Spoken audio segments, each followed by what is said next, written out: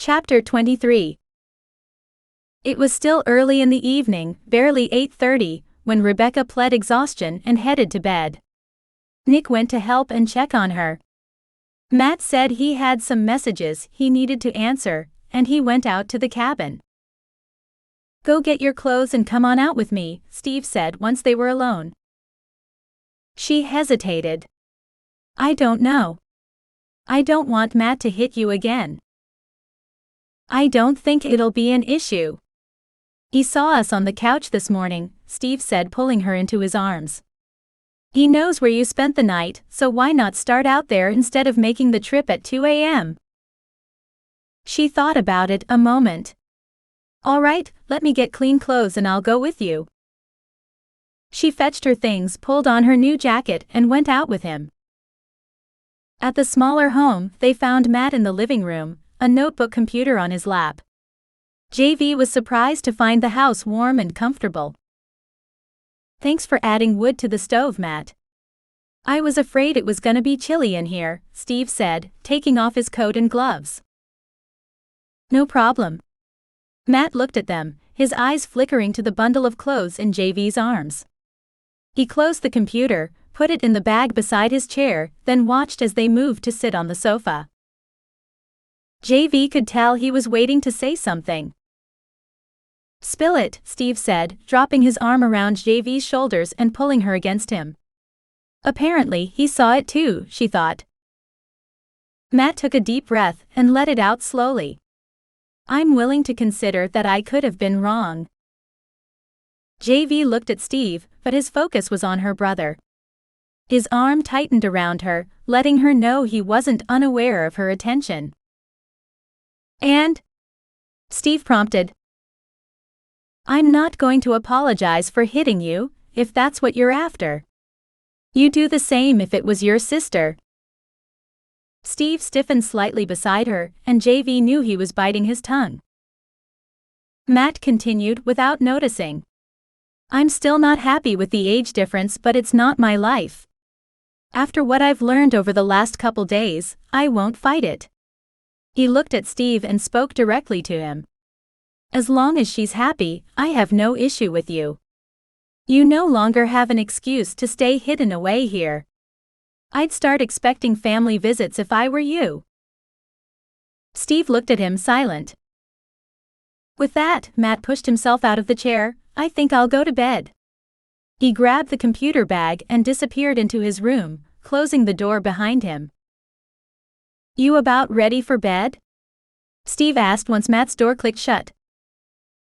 "I am. What do you want to sleep to tonight?" "I thought we might try something different." "What?" She blinked, surprised. He took a breath and let it out in a rush. "I sleep better with you, better than I have for years. But honestly..." He hesitated, as though nervous. "This sofa isn't the most comfortable thing I've slept on, and the only way we both fit is one on top of the other." JV nodded, following him so far. "I'd like to sleep on the bed, see if we sleep better there." "I am all right with that," she said. "But what about Matt? Will he pick another fight if we do?" "After the way he found us this morning, I don't think so. Between that and what he just said, I'd say it's unlikely." "We'll just sleep?" She hesitated. "I'll behave myself. I just want to get some sleep," he assured her. "No pressure. We can sleep here if you'd rather, or I can take you back to the house." JV's mind spun. This was huge. He wanted her to go to bed with him. Granted, he wasn't offering to be her mate, but it was a start. "I'll get my boots." Steve assumed from her silence that he'd made her uncomfortable. "No." She put a hand on his arm. "I haven't slept so well in years either. I'd love to sleep in your bed." "You're sure? I don't want to push you into something you don't want to do." "I'm sure," she said with a small smile. "I trust you, Steve, or I wouldn't keep falling asleep against you." "I'm glad," he nodded. "Come on. He led her into the bedroom carrying the quilt they'd been using along with them. He'd been leaving it folded over the back of the recliner. "How do you normally sleep?" "Fitfully." He looked at her, one brow lifted, and waited. "On my stomach, my left side, or a combination of both?" "Why?" "So I know where to sleep." She blinked twice and shook her head. "Whatever. Where do you want me?" Steve flipped the quilt from his arms and spread it over the bed before pulling back one corner. "Here." JV looked down at her sweats and shrugged.